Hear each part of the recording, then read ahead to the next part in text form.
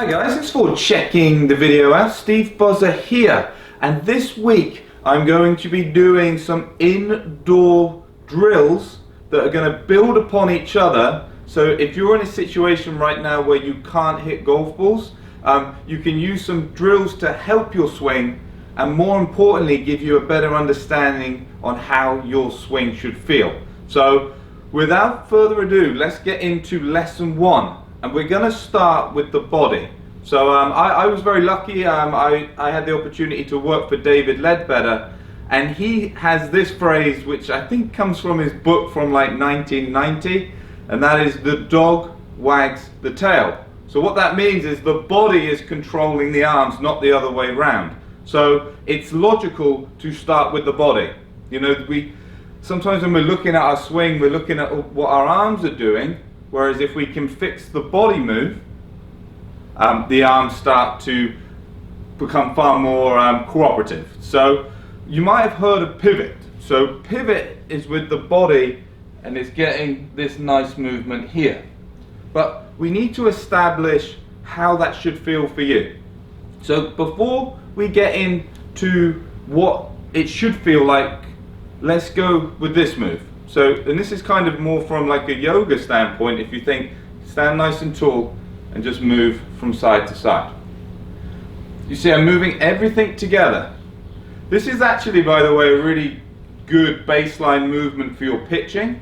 But when you're doing this, you're going to feel like there's no resistance between the upper and lower body. So, although it's quite free flowing, it's very hard to create power. So, good one for pitching. We want to actually feel, so when we're turning, we're feeling like we're coiling up. So we're feeling the muscles across our chest are engaging and they're twisting. But this is what we have to be careful of. And sometimes, and you'll see some tour pros, they really fix their legs down and they just turn their upper body. That's going to give you a sensation of actually being really tight, really coiled.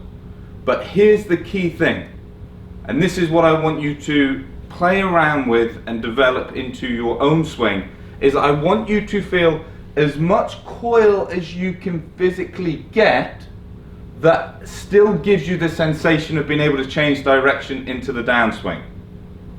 So if we twist so much, and let's say our body's not particularly flexible, and we get into this position and we go, that is pure coil, you know, the separation is as big as I can get, but it feels like, well, if I had to get my arms and change direction, I can't. That's not going to help your downswing, and we need the speed to be in the downswing. So think about it, the backswing is preparing us to be able to do a great downswing. If we make a great looking backswing and it compromises the downswing, obviously that's not going to help our golf. So I want you to feel twisting and move your hips around. So go, well, what does it feel like if I open my hips a little bit more? We should be able to get our backs to the target. So let's say you turn and you can't get your back to the target. Add a bit of hip in there and see what you can create. So coiling is very important, but it has to allow a downswing. So if we watch from here, and this is a great one to do looking into a mirror, when I'm turning back, you see I'm not losing my angles. You know, I should be able to twist and not feel like I've lost my angles. If I get to a point where I'm really twisting and I'm really tight and it makes my hips like pop forward to take away that stretch, you know, your body actually rejects the idea of the stretch. Again, we're going to go, well, let's put a little more hip in. So a question I get a lot is, how much should you go from side to side? You know, how should you feel like you're loading into the right hand side? How should it feel? So one thing we need to establish straight away is there's a difference between weight shift and pressure shift. So they're very much related, but pressure shift, so imagine if I'm here and I just lift my left leg, that gives me a chance to pull all my pressure into my right hand side. Weight shift you tend to see more. So when you're doing this and when you're trying to feel loading into the right hand side, I want you to think more about pressure. So you're going to feel it more than you're going to see it.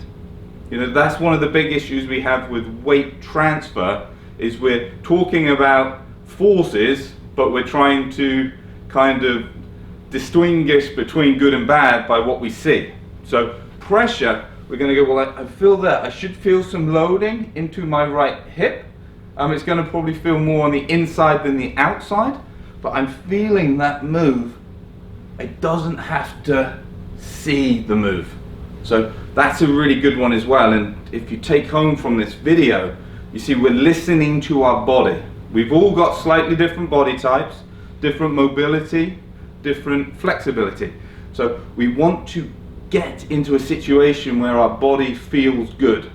I promise you, if you get into a position that looks like a tour pro, but your body is screaming at you that it doesn't feel right, the likelihood is your body's not really liking that move. If it's not really designed to be in that position, the likelihood is you're not going to be able to get down into a good downswing, and you're not going to hit the ball better. So lesson one, we're feeling coil, we don't move back, we play around with the hips.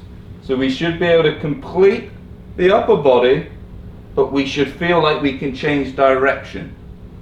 I'm going to go, tomorrow's video, I'm going to talk far more about how the backswing, the transition and the downswing actually start to interlink.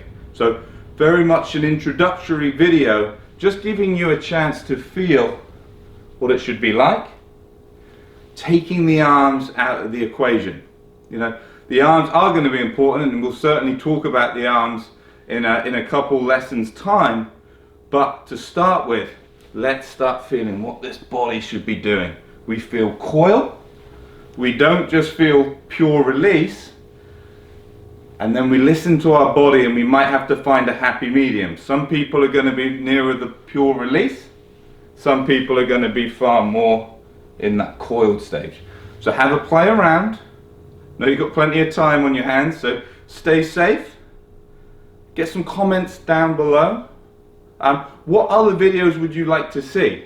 You know, especially if you're in a situation where you want to improve your golf, you've got plenty of time, but you haven't got any chance to get to the range, or you haven't got any chance to get on the golf course. So get those comments down below, like and subscribe, and I hope to catch you soon.